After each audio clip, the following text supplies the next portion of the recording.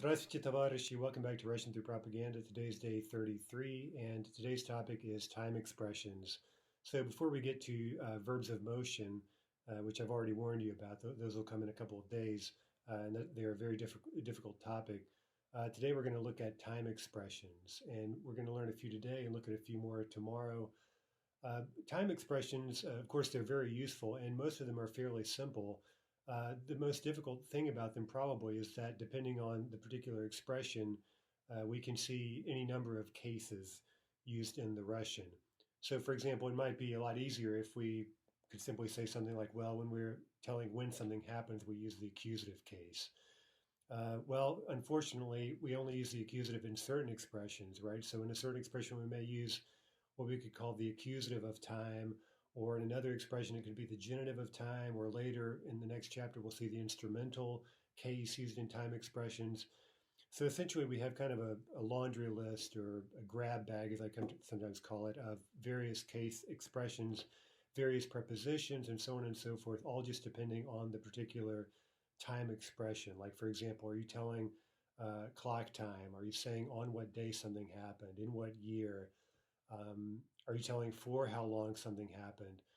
Are you telling within how much time you got something accomplished? Like I got the paper written in a week or something like that, right? So for almost any of those expressions, you're going to have a particular, set construction in Russian that may often involve a preposition, although not always, or in any case, a certain case, right? Either the case required by the particular preposition, or we may simply take a noun, for example, and put it into, say, the accusative, and that will result in a time expression.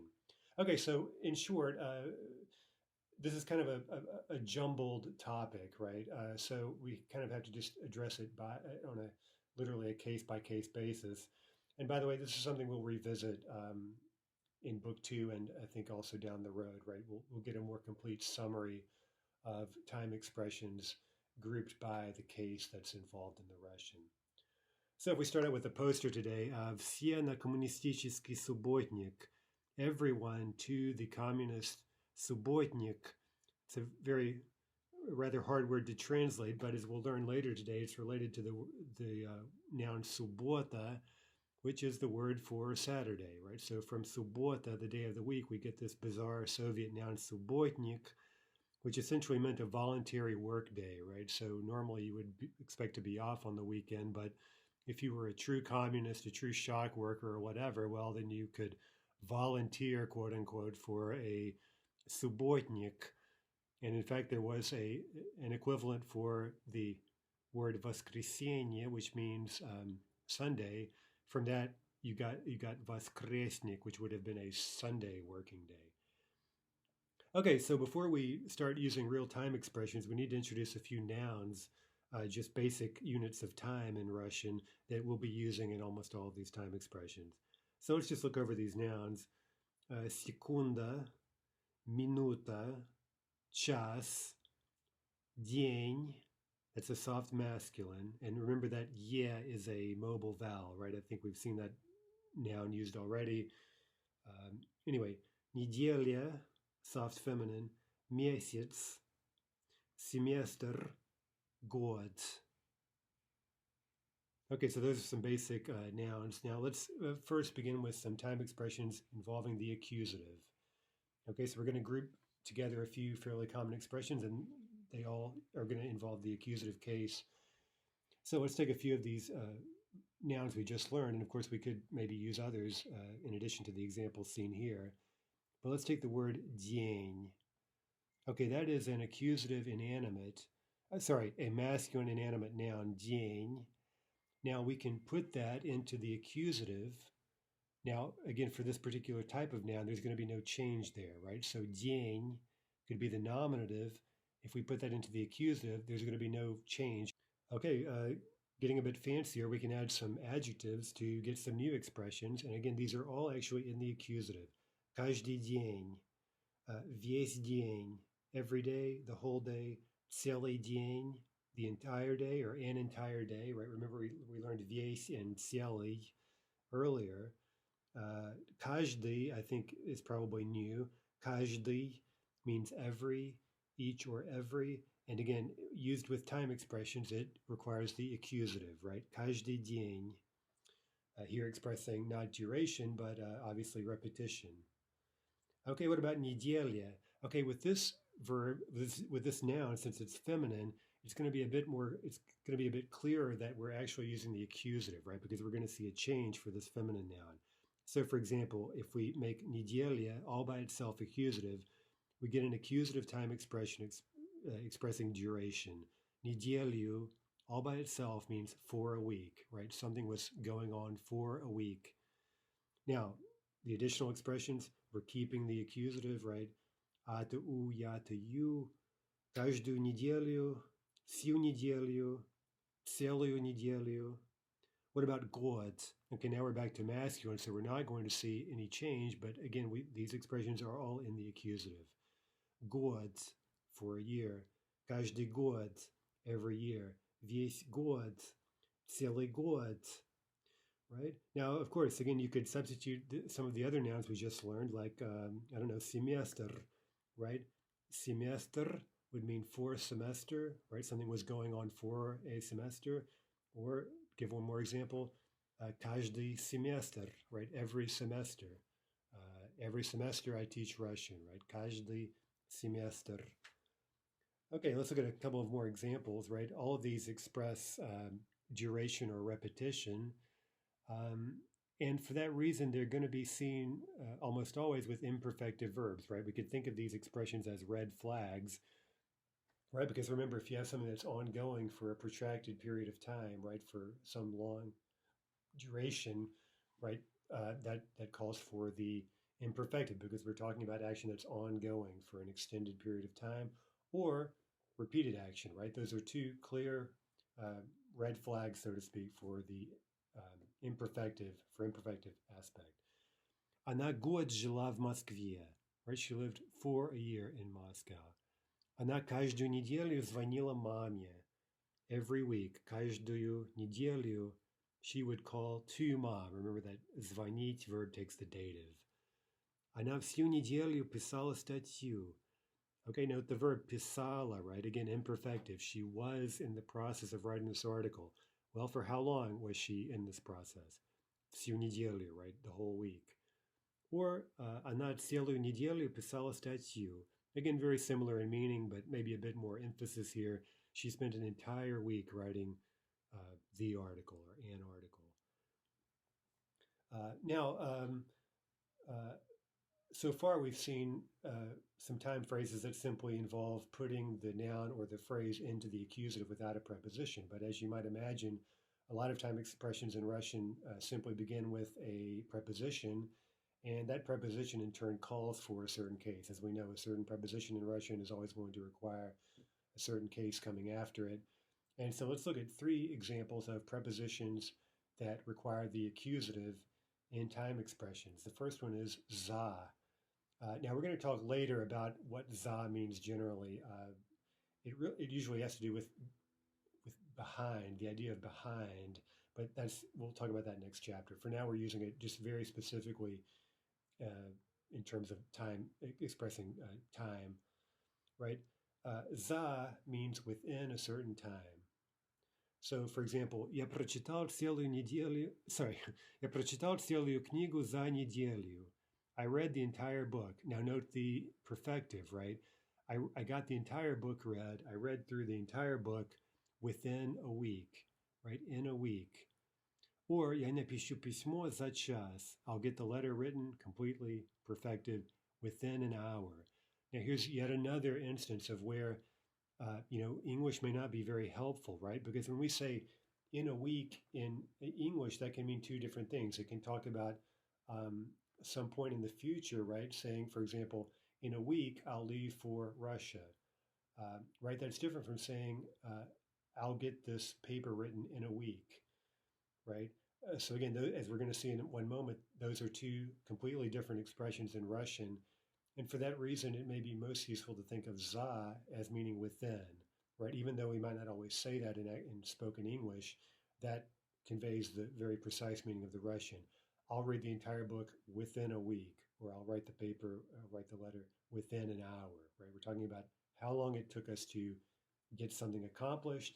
And again, because the focus is on the accomplishment, the completion, these expressions, these za expressions would normally be seen with uh, perfective. Okay, how do we specify a certain time in the future, right? For example, as we said, in a week from now, I'll leave for Russia, right? We're looking to the future. That's через in Russian. Через, which requires the accusative. For example, я буду в России через год. Okay, in a year from now.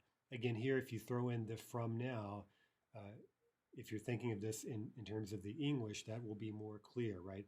За means within, через means in blank from now.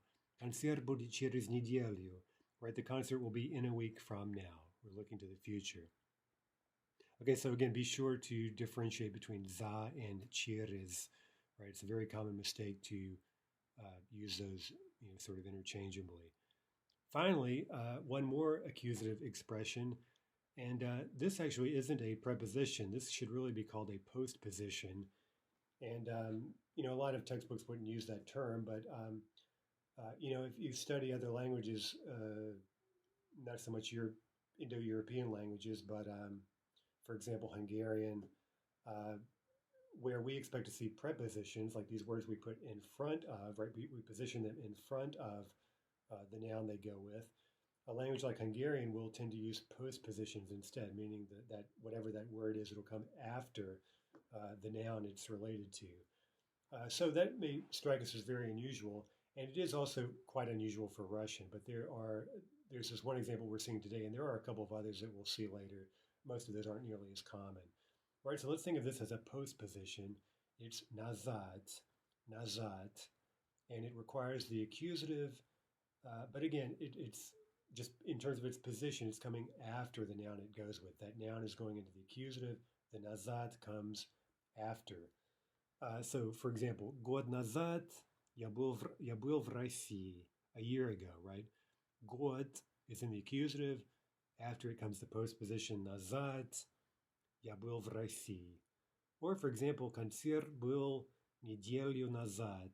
And again, there, that feminine example is a good one to kind of to study, because that makes very clear that we are using the accusative, right? Even though often we can't tell when we're using a masculine noun. Okay, so let's quickly pick up a couple of genitive time expressions. Here, these are fairly simple. They're just prepositions that require the genitive, and those are до and после. Right, pretty simple. Before and after. До means at any point before a certain event. Now, I'm saying that rather carefully because we'll get another preposition meaning before when we learn the instrumental case, and at that point we'll discuss what the difference is. Okay, so до means before, or more precisely, at any point prior to something. For example, до войны они жили в Ленинграде. Before the war, they lived in Leningrad. The opposite is после. После войны они вернулись.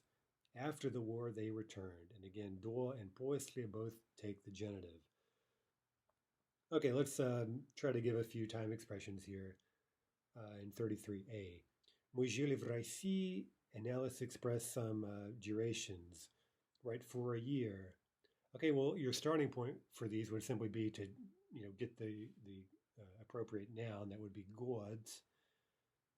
Now, for a year, expressing duration, we simply need to put год into the accusative. Since that's a masculine inanimate, there's going to be no change, and our answer is simply год. Мы жили в России год. Мы год жили в России. What about for a week? Okay, неделя. Ya to you for the accusative, that'll be неделю, right? We lived there for a week. For an entire month, the noun is месяц, masculine inanimate. The phrase will be целый месяц, right? We were there for an entire month. Целый месяц, that's in the accusative. For an entire year, целый год, целый год. Again, that's accusative, although we can't tell simply by looking. Okay, number two, мы вернулись домой. Okay, ago, that's going to be nazad, right?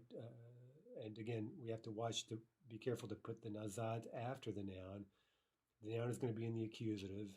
So a week ago will be неделю назад.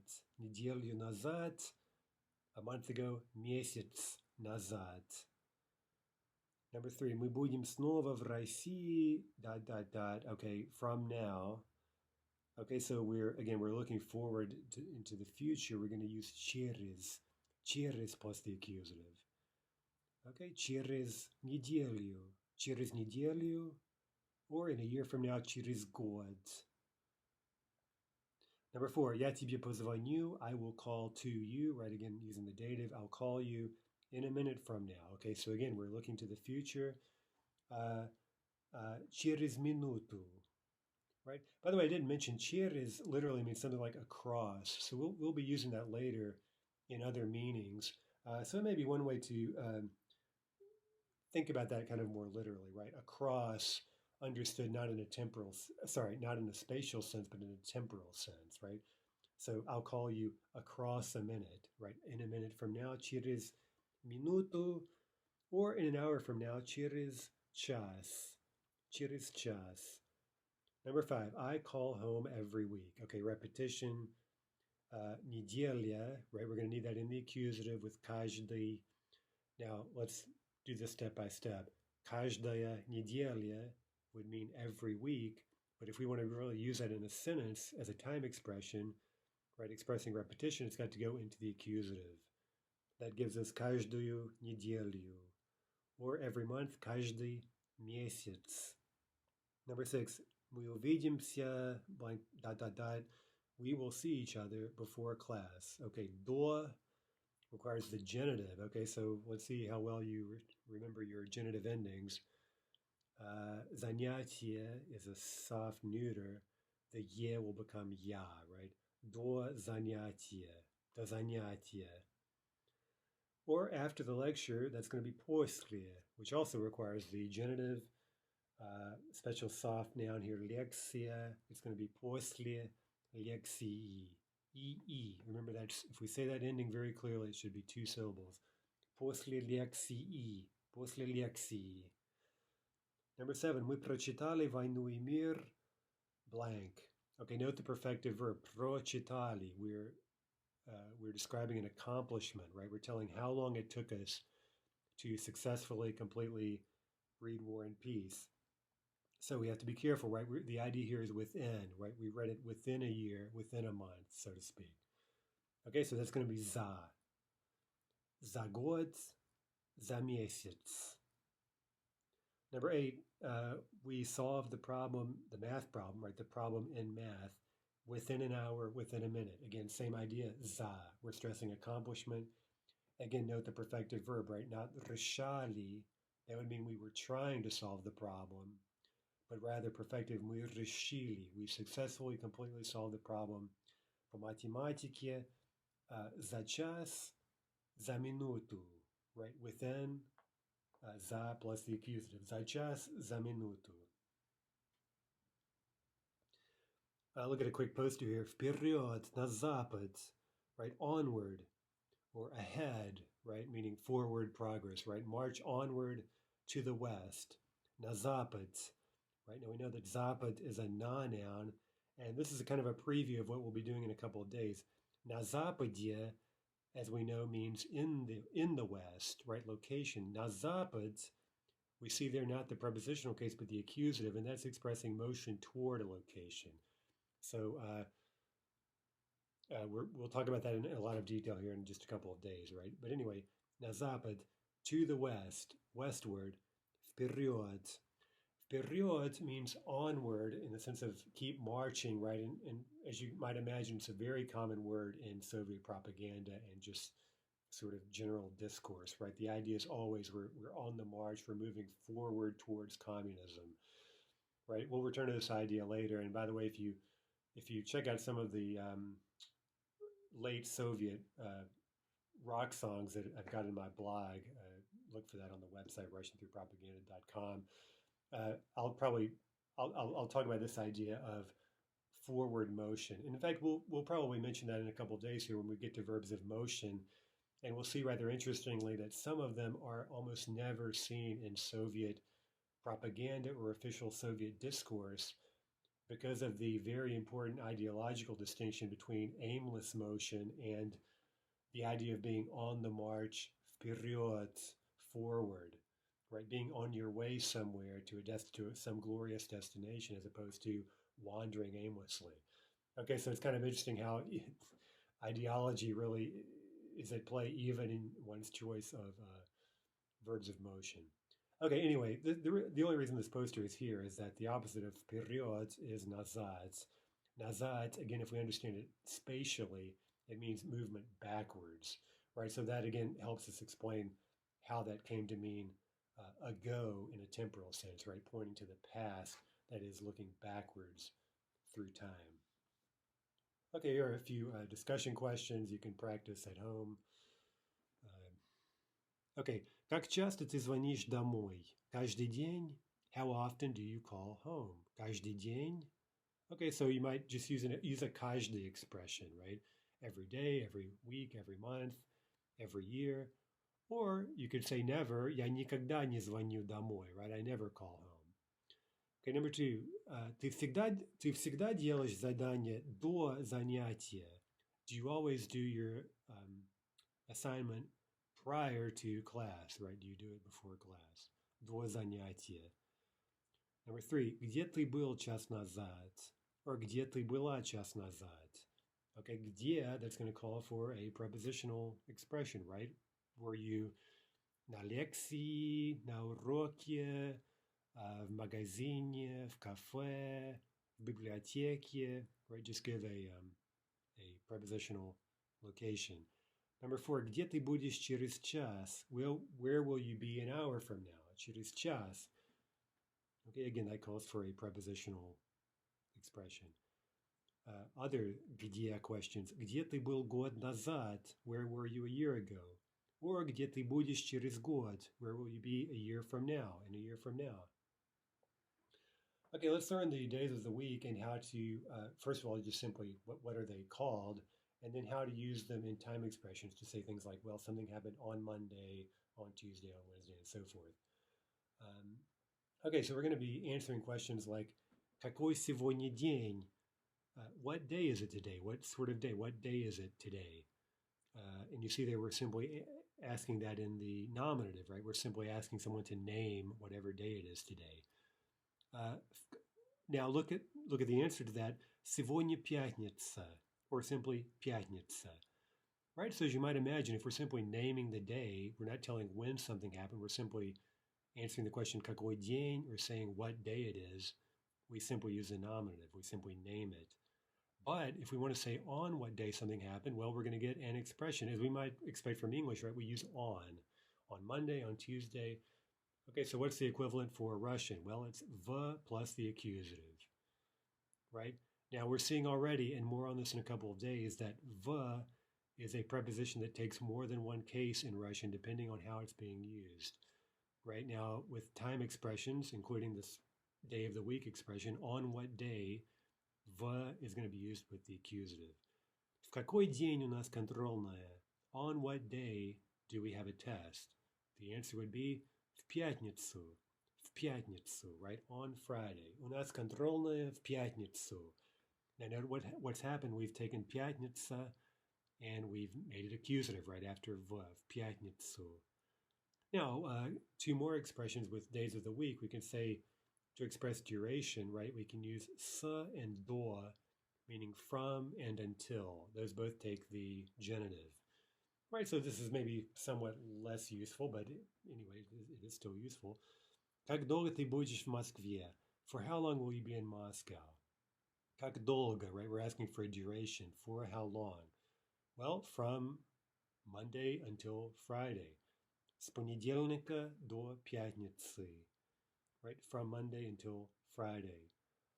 Now, you can also hear по, which means essentially the same thing, although it usually implies through Friday, meaning you'll be there most of the day or all day on Friday.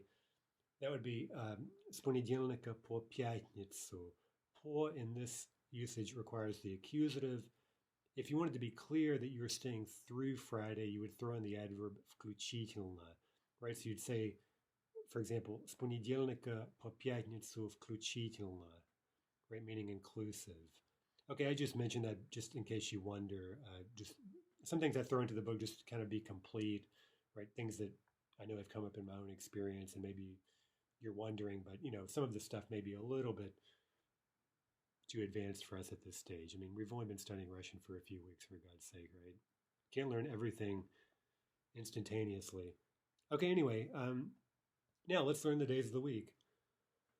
So let's look at this table, and of course we're going to begin simply with the nominative, right? What is the starting form if we were simply naming whatever day of the week? Понедельник, вторник, среда, четверг, пятница, суббота, воскресенье. Okay, let's talk quickly about what the literal meanings of these nouns are, right? You can see they're not really related to the days of the week as we know them, right? Let's start actually down with Sunday.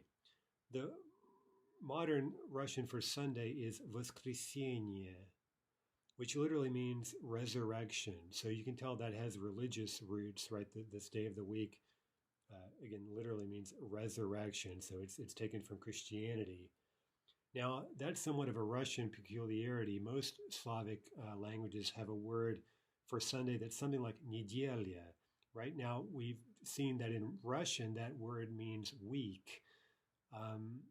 Now, again, most languages in Slavic would have a different word for week, and nedelya, or whatever its equivalent would be in the given language, would mean Sunday.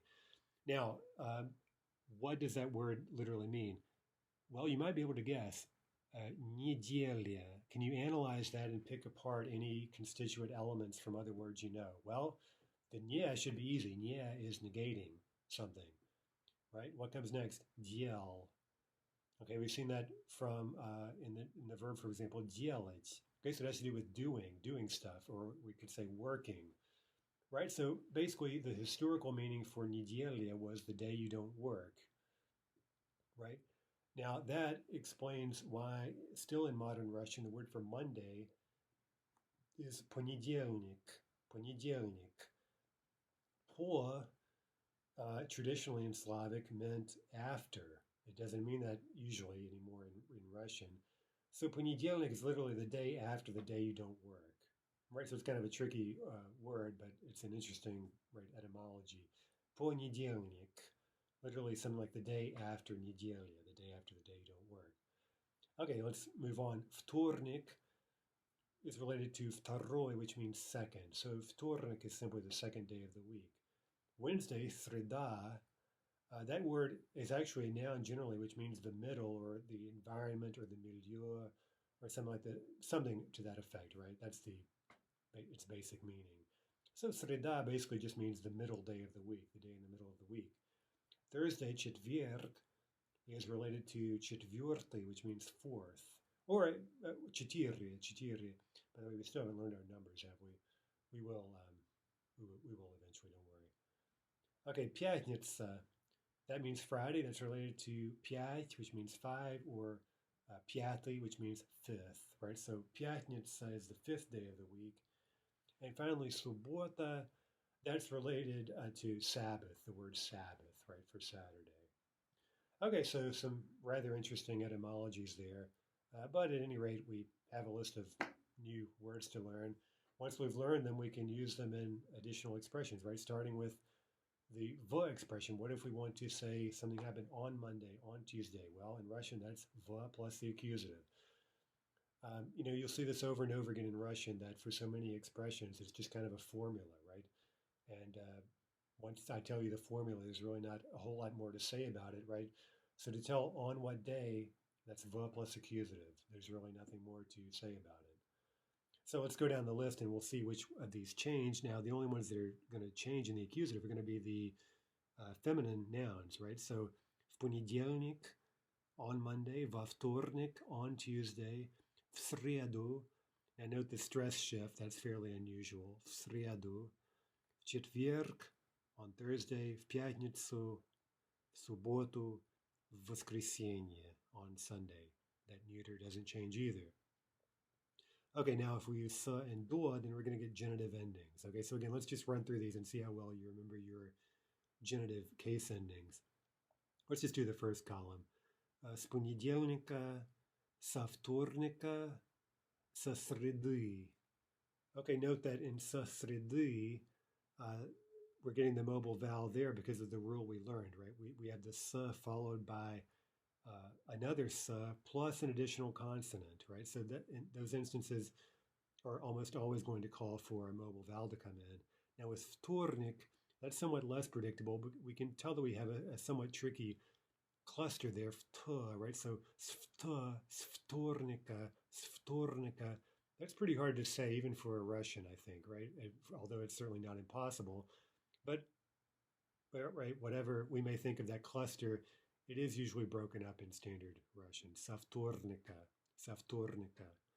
Со среды, с четверга, note the end stress, с пятницы, с субботы, с воскресенья. Okay, now again, we can also use these with каждый, right? We mentioned before that in time expressions, каждый, meaning each or every, takes the accusative. So we could say things like каждую пятницу мы смотрим новый фильм. We watch a new movie every Friday. Okay, let's go through just a quick exercise. Let's say today is X, and let's say on X, right? On whatever day I do these things. Сегодня понедельник, в понедельник I work all day. Я работаю. Okay, all day. Let's think about that. День is masculine. All day will be весь день, right? Весь день, all day. Number two, сегодня вторник. Right now it's Tuesday. Let's say on Tuesday I read in the library. Okay, that's going to be a prepositional expression. Во вторник я читаю где? В библиотеке. В библиотеке. Number three, сегодня среда. Today's Wednesday. On Wednesday I sit at home. В среду, right, again, note the stress shift. В среду я сижу дома. Дома. Now, it's a common mistake to say в доме, meaning at home. Now, you can say в доме, but that means literally inside the house or inside a house in sort of some very literal, concrete, spatial sense, right? So it's not really wrong to say that, but if you simply want to say, like, I was at home, that's дома. That is simply an adverbial expression that will never change and will never require a preposition. Right? We'll talk about that more in a couple of days. Дома is an adverb meaning at home. So, for example, you would never say вдома, right? Never, right? And again, if you say в доме, it means something more literal, like inside the house, right? As opposed to just more generally at home. Okay, number four. Today's Thursday. Сегодня четверг. В четверг я звоню маме. I call to mom. Dative. Number five. Today's Friday. Сегодня пятница. Okay, в plus accusative. Here we're going to see the change because it's a feminine noun. В пятницу я пью вино в баре. Right? A bar is, you can tell it's a borrowing, obviously. Бар в баре. Я пью вино в баре. Okay, sounds like someone likes to unwind on Friday with a nice glass of wine in the bar, right? By the way, there's another word in Russian, pub. You may hear pub, pub, obviously. Now, sometimes that can elicit a giggle from students when you have in English a U that's transcribed into Russian using an ah, right? Like, we'll take the word pub. Well, of course, we don't say poob, right? It's really something very different. Pub, it's closer to Russian pub, and that's why they write it that way. And, the word pub in Russian would usually call to mind some kind of, pub-like establishment that's trying to cultivate some sort of, Anglophile, atmosphere or something, like a traditional English or Irish pub or something. Those were really trendy maybe 15 years ago. I feel like now not so much, but you can still find them. They used to be all over the place. Um, anyway, but I'll spare you any further discussion of the Russian restaurant or pub scene. Um, well, of course, going back to the earlier word bar, that would be just that word you could use for anything, just like in English, right? To go to a bar. Okay. Anyway, number 6 on Saturday. Сегодня суббота. On Saturday, we need the accusative в субботу. В субботу я танцую. From танцевать, right? Я танцую. Okay, where do you dance? At a party. Okay, party is вечеринка. Now, is that a v noun or a non-noun? Well, it's an event, right? So that's going to be a non-noun for certain. So that's going to be на вечеринке. В субботу я танцую на вечеринке. Number 7, сегодня воскресенье. On Sunday, I relax all day. В воскресенье, no change, although it is going into the accusative. Я отдыхаю весь день. Okay, let's add a couple of endings here. I think these are all right genitive examples. Number 1, I'll be busy from Monday until Wednesday. Okay, we need just the accusative endings here. Я буду занят с понедельника до среды. До среды. Number 2, my friend will be at us, right? He'll be visiting, he'll be at our place until Sunday. Мой друг будет у нас до воскресенья. Right, я, до воскресенья. Number 3, we will be again at work, we'll be back at work as of Tuesday, right? Starting on Tuesday, from Tuesday. Мы будем снова на работе со вторника. Number 4, my female friend is free until Thursday. Моя подруга could mean girlfriend, right? Meaning like a romantic interest, right? Or simply a female friend. Моя подруга свободна до четверга. До четверга. Note that that is an instressed noun. Number 5, they will be in Moscow until Friday inclusive, right? So there's that little detail you can throw in if you want to be very precise. Они будут в Москве до пятницы включительно. Or remember, you could use по пятницу, but you don't need to learn that right now. Okay, number 6. As of Saturday, right, starting on Saturday or from Saturday, there'll be a new performance in the theater, right? There'll be a new show on at the theater. The general word for performance or show is spectacle, spectacle. Although, by the way, you may also hear the word show, right, which means like a talk show, means a talk show.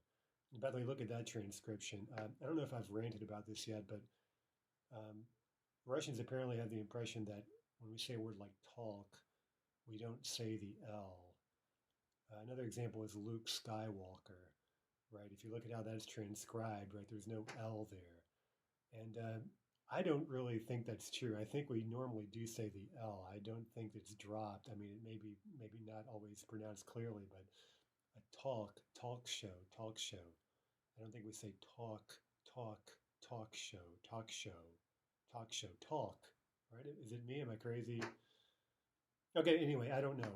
I'm not really an expert in phonetics, but I think that's a bit odd. Okay. So anyway, spectacle, just right. Spectacle means a performance, a show. Okay. So as of Saturday, субботы будет новый спектакль в этом театре. Okay, some more discussion questions. Что ты делаешь в понедельник, во вторник, в среду и так далее? Right, what do you do on each given day, right? Well, tell us what you do on, right, в понедельник, во вторник, в среду и так далее. And so further, meaning etc.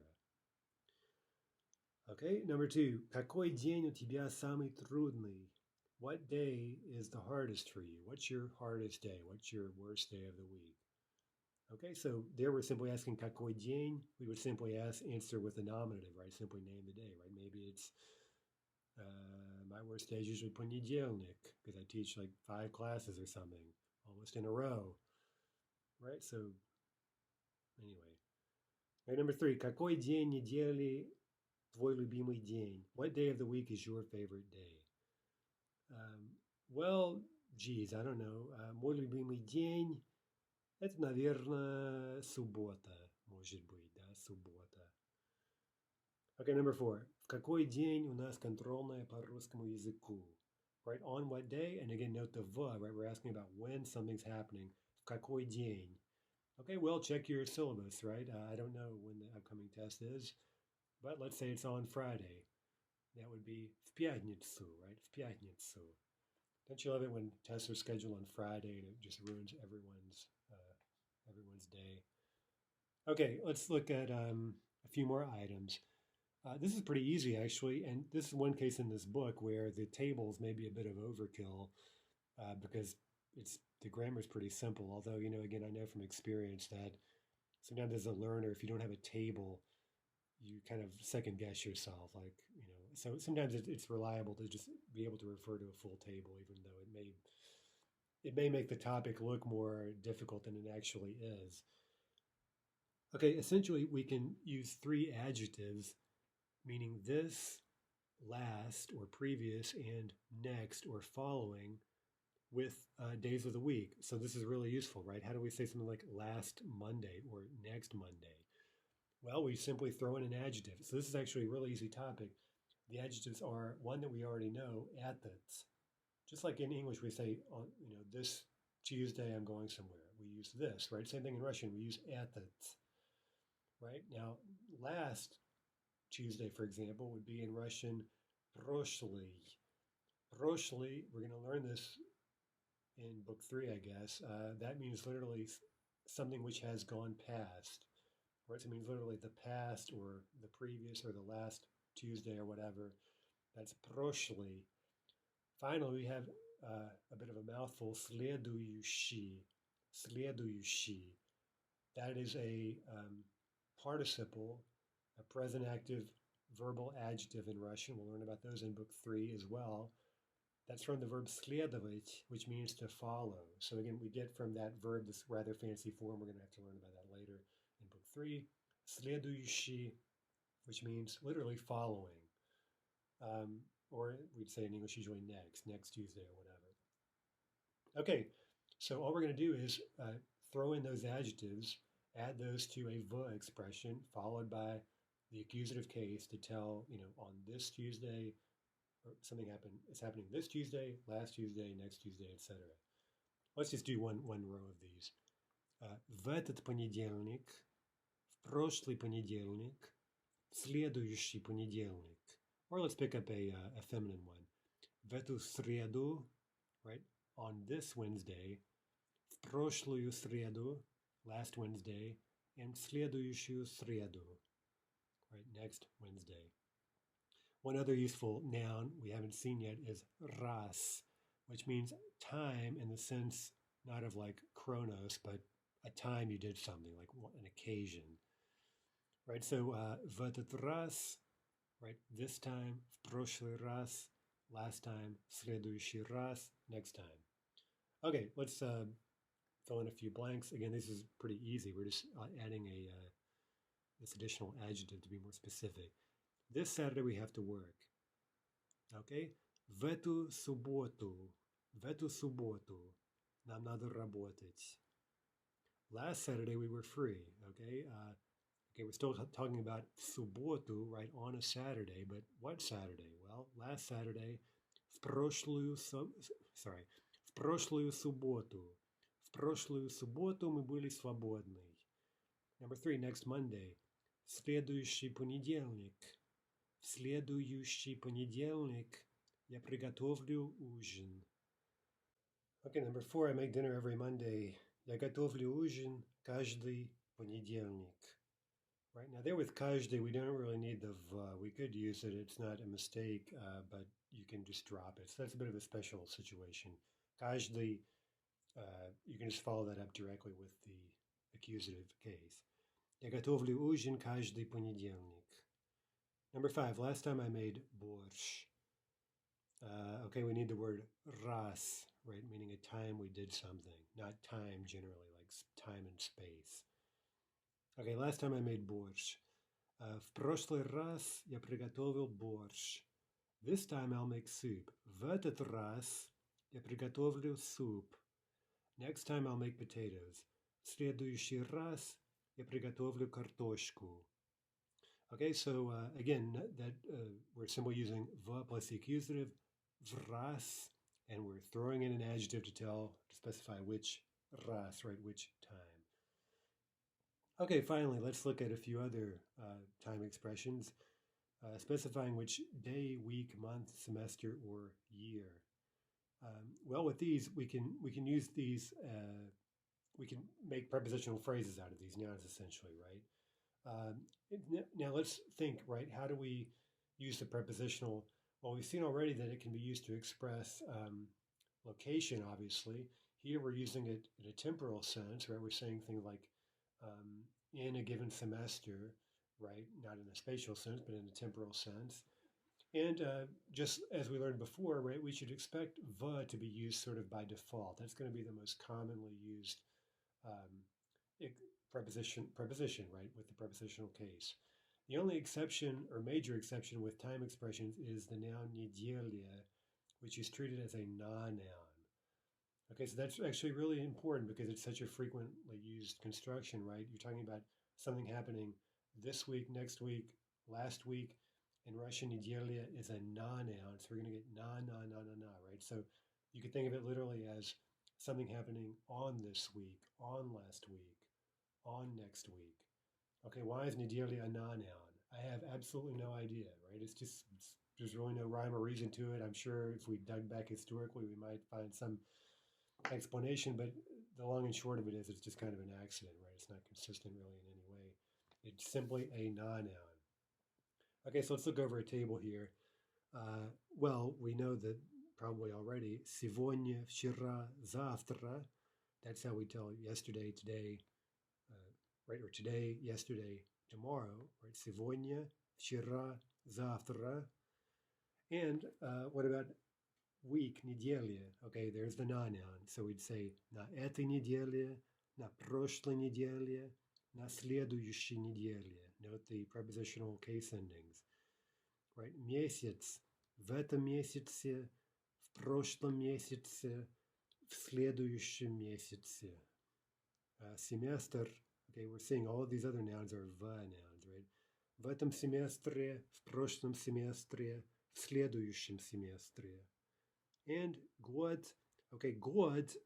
Remember we saw a few nouns that in the prepositional case when we were describing location, or in this case, so to speak, location in time, we can see an alternate prepositional ending, namely the stressed u. Okay, and год just happens to be one of those nouns. Again, there's no reason for that. It just happens to take this ending. Remember that this ending u is always stressed.